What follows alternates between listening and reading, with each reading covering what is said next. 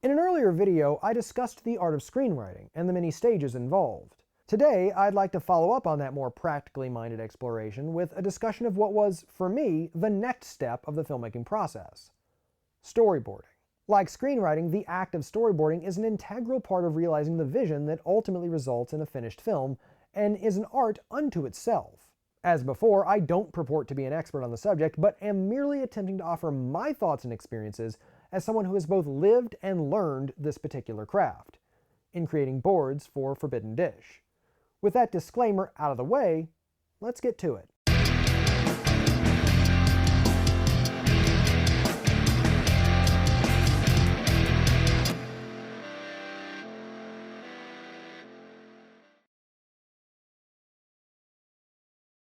It strikes me that perhaps the best place to start in relation to this topic is to discuss exactly why storyboards are a useful tool and at what point in the process you should begin thinking about them. Addressing the second point first, I would argue that if you've started working on the outline for a script, never mind if you've actually completed a draft, you've already begun thinking about storyboards. I can say with fairly strong confidence that as you put pen to paper, you no doubt had, at least vague, images in your mind about how a given scene or shot might look. While that might seem both obvious and trivial, it's in fact the farthest thing from. It is no less than the beginnings of the visual composition of your story. These images, or impressions, are your mind's way of crafting a reality for your world to inhabit, and a good guide to the visual style that might be further expounded upon in the storyboards themselves. And that's really the key. Storyboards are an effective way of relating images that only you can see to those around you. Expressing and sharing these ideas with others in a tangible, relatively speaking, way is integral to helping them understand your vision. After all, how can a cinematographer frame a shot they don't understand? How can the lighting department set up a scene when they don't know the look you're going for? The answer is, unsurprisingly, they can't. Being able to point to an objective and clear representation of the look and feel of a scene is imperative in ensuring that said vision makes its way to the screen. In the process of creating the boards, you may also find that an image you had in your mind doesn't work as well in actuality, or in the context of those around it. In that way, creating storyboards are a cheap and easy way of testing ideas. Their creation costs nothing but the time it takes you to make them.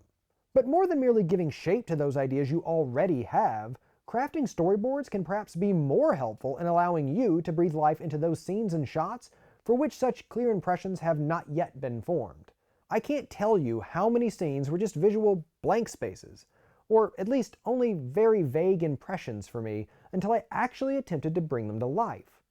In fact, I was surprised just how much of my creative juices began flowing once I started seeing my script through the lens of a purely visual medium. Mood and tone, as well as specific framings, began to spring off the page and into my mind. Often, the greatest issue was not a lack of ideas, but my own limitations in quickly transferring these concepts to page before I lost them. Engaging with my script on such a level allowed me not only a new appreciation for it, but gave me a clearer impression of what it wanted to be. Another important reason for creating the storyboards, for me personally, was the fact that I had long planned on eventually using them to create a full-length animatic of the film. As that is a deep and complex topic on its own, and one I plan on covering in more detail at some point in the future, I will just say that after doing so, I felt it was well worth the effort. That said, choosing to do so did result in an increased workload during the storyboarding process, as I not only chose to create boards for each and every scene in the film, as opposed to just doing so for the most visually complex or distinctive scenes, I also wanted them to be able to display a good deal of movement, something unimportant if one is only interested in a static visual snapshot of a scene. Circling back to the topic of when to start working on storyboards, my own personal experience varies quite a bit from the traditional wisdom often found in textbooks. Many, though certainly not all, books on the filmmaking process will tell you that storyboarding doesn't usually take place until fairly close to the start of production, for all but the most visually or graphically intense films. For myself, and particularly given my intention to create an animatic, I found that the storyboarding was very much my next step after finalizing my script. Air quotes, because this was less of a true finalization and more of a good enough for now, but I'll know I'll still be making changes draft. I felt the two were very much yin and yang. While the script was the verbal representation of the story, the storyboards were its visual representation. Having the boards finished earlier, as opposed to later in the process, also allowed me to use them in help crafting the shot list, which in turn was helpful in putting together a schedule. Much like a game of Jenga, one piece built upon another, and for me, the storyboards were a foundational aspect. The more crystallized the image of my film was in my mind, the easier it would be for me to relay it to my eventual creative partners. Once you decide to begin creating the storyboards, the first and most important question you'll have to answer, after "Are you absolutely sure you want to make a movie?" It's really hard, is what medium you want to work in. There are a great many choices, and all of them are perfectly valid. Depending on your pre-existing skill set, you may already have an idea of what medium would offer you the best possible workflow and result. If you don't, that's fine too. In no particular order, let's discuss some, though certainly not all, of your options. The first and most obvious way to draw storyboards is to pick up a pencil, or pen, or marker, or crayon, or paintbrush, and start drawing them on a piece of paper. In fact, this is the method that a great many storyboard artists in the industry still choose to use. Certainly, it requires the least technical know-how, though it does come with the unfortunate side effect of killing a great many trees. Additionally, depending on your choice of drawing medium, correcting mistakes or making sweeping changes might be more difficult. Still, the direct connection to the page is undeniable, and being able to physically hold and show off the final product is a satisfying feeling. You will, however, need to find somewhere to store all of these boards, in addition to scanning them into the computer for easier sharing and duplication. The technical step up from longhand, this is merely the same result in a different form. You will still be required to create the images by hand, but you will have the freedom to use existing images, your own or from the web, as either templates or as elements to add into your composition. Copying or transferring elements from one board to the next will also be easier, provided you plan ahead and stay within one ecosystem, i.e., don't go hopping from one program to the next. Working on a computer in a wholly digital realm also allows you the freedom to choose your input method based on preference and technical availability. You can use a stylus pen, a finger on a touchscreen, or even a good old keyboard and mouse. Which program you ultimately use will depend, much like the input method, on what works best for you, or what you have on hand. For my part, this is the path, digital drawing, that I ultimately chose to follow, and I used a traditional mouse and keyboard setup within Photoshop CS6. The last method of creating storyboards I'll touch on is perhaps the one with the greatest benefits and shortcomings. In the modern world, there are a great many programs, free or paid, downloadable or cloud-hosted, that exist solely for the purpose of creating storyboards. While the feature sets and technical capabilities are usually much greater on those products or services that require compensation, the free options are more than capable of crafting basic boards. The primary upshot of this option is that it's usually the least labor and skill intensive. Many programs come with pre-built human models and props. The camera can sometimes be rotated in a 3D space for just the right angle, and there is very little new asset creation required. For those of us who are less 2D artistically inclined, that's quite the selling point. The downsides of this medium, aside from high potential costs depending on the chosen program, are that in exchange for such ease of use, you're given much less detail and fewer choices to work with. When you draw something by yourself, by hand or on a computer, you have full control over its final look, for better or worse. Facial expressions, lighting, and individual props or surroundings can be created to exactly match, to the best of your ability, the photo in your mind's eye. With pre-built assets, you're restricted to just those models and options afforded to you by the creator, usually fairly basic and somewhat bland. That said, these assets are often more than enough if you're just working on a short-form project, or have no intention of later crafting some sort of animatic from the boards. It also results in a much faster workflow, as you don't need to craft each asset before placing it. No matter which of the above methods you choose, or if you opt to find your own not yet listed. Those skilled at 3D animation might find that a cleaner pathway. Always remember that creating storyboards is an important part of how you communicate your ideas to those around you, and their method of creation will always play a part in their final manifestation. Knowing what your intentions are with them, and setting realistic expectations at mastering a new craft will certainly help you when you go to choosing the medium. That said, don't lose sight of the fact that it is not the method of creation that matters most, but the final result, and that the storyboards, much like the script, are a tool to help you along the pathway of bringing your film to life. Now, after reading the header, and before pulling out your pitchforks to yell at me, let me clarify something. Storyboard artists are absolutely talented professionals who have countless hours invested in honing their craft. That said, not all of us can afford to, or even want to, have a separate artist create these very important creative materials. For those that fall into either of these categories, it's merely my desire to inform you that you don't need some deep well of skill or a degree in animation to begin making storyboards. For my part, while I had hand-drawn a rudimentary stick figure-based comic series back in high school, I never really attempted 2D artistry on any scale approaching what would eventually be required for this process. On top of that, while I did have a basic working knowledge of Photoshop, hence my selection of it as my medium of choice, I had never attempted to use it to draw anything. In fact, my computer-based drawing skills began and ended with Microsoft Paint back in the mid-2000s. While I'll admit that at this point I'm merely parroting, and bastardizing no doubt, similar advice that I myself had read prior to beginning my own storyboarding process, it bears repeating.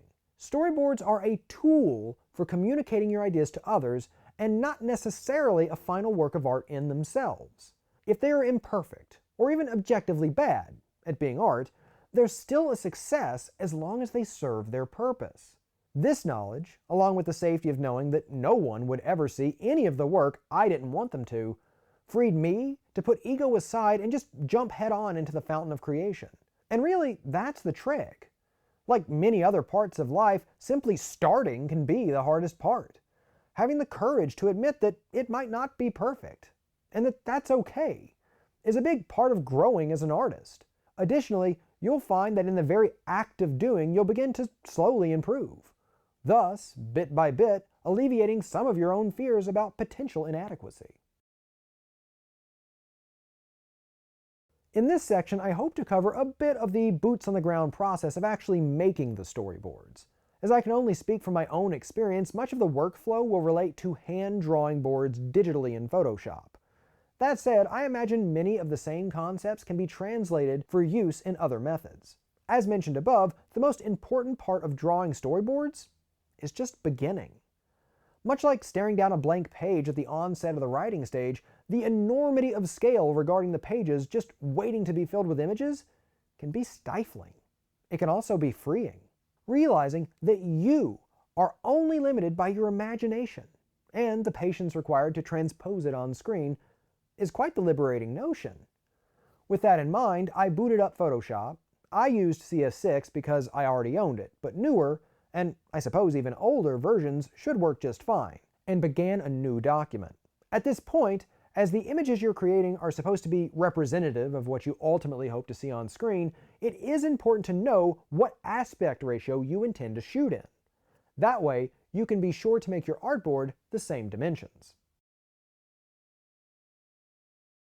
It's also important to think about where you're going to save your files and how you want to organize them. The complexity of the system you devise will depend on how many scenes you plan on boarding. A select few, or as in my case, all. But here's a helpful tip. Design a simple system that can be easily expanded upon. My own solution was not, we'll say, optimal, and thus resulted in an ultimately convoluted system. That said, it was a system I could follow, and that was all that was important. For reference, my system went as follows: board 1, board 2, board 3.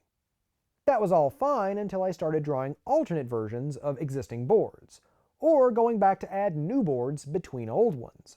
To accommodate the alternate boards, I would simply add Alt at the end of the board name. That way, it stayed in order within the folder. Board 4, board 5 Alt, board 5, board 6, etc. As for the new boards that needed to fit nicely between the existing ones, something that came up far more often than you think it would, I began using letters after the number. This again allowed the storyboard file, in my case a JPEG, to remain in place in the folder.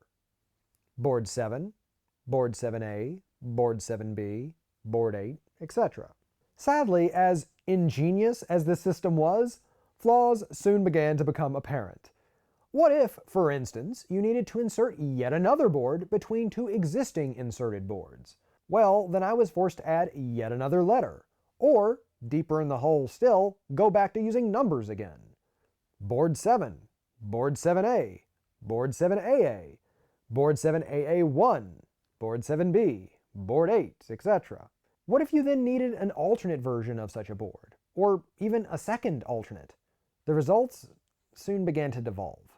Board 7, Board 7A, Board 7AA, Board 7AA1 Alt-Alt, Board 7AA1 Alt, Board 7AA1, Board 7B, Board 8, etc.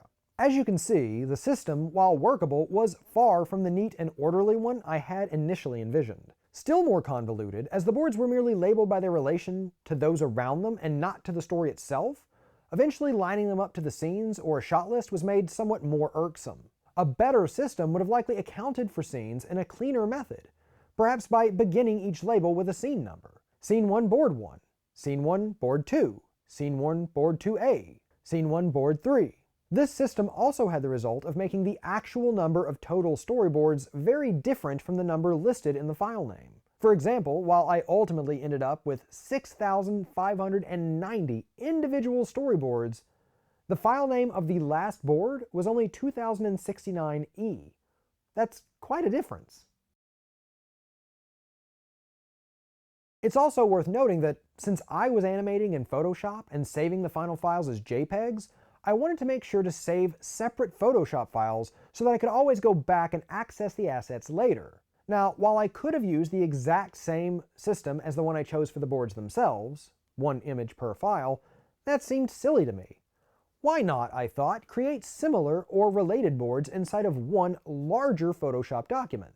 It'll save space. And while it did indeed have the effect of saving space, it came with two unfortunate consequences: even more convoluted file names and a difficulty of later editing said names. As to the former, here is a real example of one of my more headshake-inducing file names brought on by this line of thought. Yeah, so that was fun to sort through.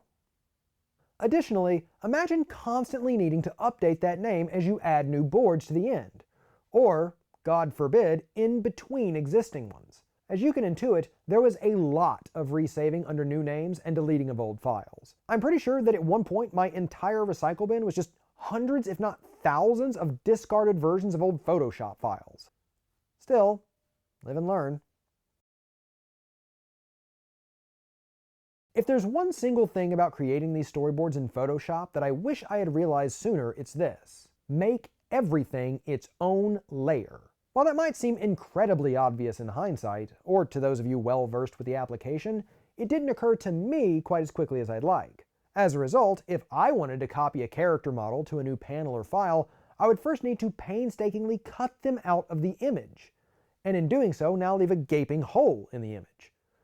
It was only after a few hundred boards, not too many in the overall context, but still quite a lot, that I realized the intrinsic benefits of having separate layers for the background, important furniture or objects, and characters, to name a few. This allowed me to easily move things around the frame without destroying it, and to copy them over cleanly to new files. After that discovery, I would never intentionally craft a frame in only one or very few layers.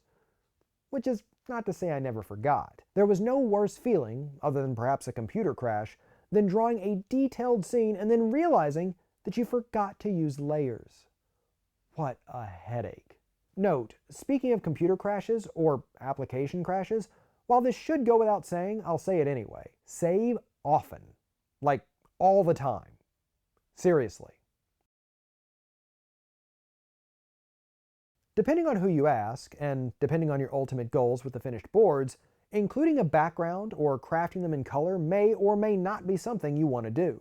Many people will rightly tell you that doing either, or both of these things, will only make your job harder. Color brings in tons of necessary micro decisions and increases the difficulty of shading and lighting tenfold. That said, it can add a vibrancy and life to the image that would be extremely hard to capture otherwise. In much the same way, showing the background can, no pun intended, add depth to every scene. It's also worth noting that you're free to flip between having and not having a background as you see fit. Use it when you need it and lose it when you don't. Still, speaking from experience, once you get used to having it, you're loath to lose it. Images just feel unfinished otherwise, though perfectly usable. For my part, since I'm apparently a glutton for punishment, I chose to have both full color and almost always a background. While there is no way for me to put a number of hours on the additional time these two choices consumed, I can say with confidence that it was no doubt substantial. Still, given my intention to eventually turn these boards into an animatic, something that could still be done with neither of those things, I still feel it was ultimately the right choice. As with most things, your mileage may vary. And that's fine. As I mentioned earlier, as you continue to work on your storyboards, you will notice a gradual, eventually culminating in a substantial, improvement of your skills. While this is certainly wonderful, it can also cause you to look back less than kindly on much of your early work. Sloppy edges, mistakes, or even Lovecraftian horrors that would now no longer pass muster litter the images. The temptation then will be to go back and redo these previous works, to bring them more in line with the best of your material. While I would certainly never tell you to be okay with poor work, it is worth noting that this can be a very slippery slope. I personally chose to go back and revise, in truth entirely redraw, the first 400 boards or so. The result ended up becoming 1,228 new boards, mainly as an attempt to add the originally missing illusion of movement. Again, primarily important for the animatic. Even though I chose to stop there, I could have continued. As my skills continued to improve, later and later boards began to look as if they could use a tune-up. If you let it, perfectionism can consume all of your time and you'll still never have anything to show for it. That said, looking back, I firmly support my decision to recreate the boards that I did. They were ultimately not up to par and wouldn't have been nearly as useful in their intended purpose. While it might be easy then to look at all the time drawing the originals as wasted, nothing could be further from the truth. Not only did I use the originals as a template for the new ones, it was only through their creation that it could have grown and improved. Once you're finished and happy with your boards, the final step is to arrange them in a single document, to be used as reference on set. Note, they will of course continue to be used in their current, separated and full-sized form for a larger and clearer perspective. This document will likely have multiple boards per page, organized in columns and rows, where they will be labeled with a new and final number. This number will be used to cross-reference with your completed shot list, such that a cursory glance will allow you to look up the image for any shot you desire. There are many programs to easily create such documents. For my part, I chose Storyboarder. It's far from a perfect application and has quite a few frustrating bugs, but it is free and managed to serve my needs well once I learned to work within its limitations. While this piece of advice could easily apply to nearly anything, my own personal experience is such that I feel it deserves its own section. I spent so many hours planted in front of the computer drawing storyboard after storyboard that I ended up causing an injury to the index finger of my primary hand. This injury was so severe that not only did it halt progress for 3 full months, I have still yet to fully recover, and continue to deal with constant or recurrent pain in said finger that sometimes limits the activities that I can do with it. So, seriously, take your time and don't overdo it. While there is a great deal more I'm sure could be said on this topic, I hope I've been able to give you a bit of additional insight, from someone who's done it, into the art of storyboarding. And make no mistake, it is an art. Given the time and talents required, there is little wonder that large productions usually have dedicated storyboarding departments, or individuals. Still, I think there's a lot to be said for taking on this challenge yourself. Not only did it allow me to further develop my own insights and opinions on the story, it forced, or allowed, depending on your perspective, me to engage with each and every shot, to decide on the framing, movement, perspective, lighting, and visual style. This deepening of my knowledge has given me a greater understanding of my own project, and tighter control over its final look. It also allowed me the ability to quickly and easily communicate my intentions for every scene to those around me. For anyone who's wary of tackling this venture themselves, I can only say this: it won't be easy, but it is well worth the time and effort. Just as an ounce of prevention is worth a pound of cure, an ounce of preparation is worth a pound of attempting to figure it out on the fly. Creating a storyboard is the clearest and most effective way to crystallize the visual look of your script, and an absolute must on a larger project. Now get started and begin bringing your script to life. P.S. As mentioned earlier, in the future I plan on speaking further about how this process dovetails perfectly with the creation of an animatic, and how both of them in tandem can make not only the film, but even the script stronger. Until next time.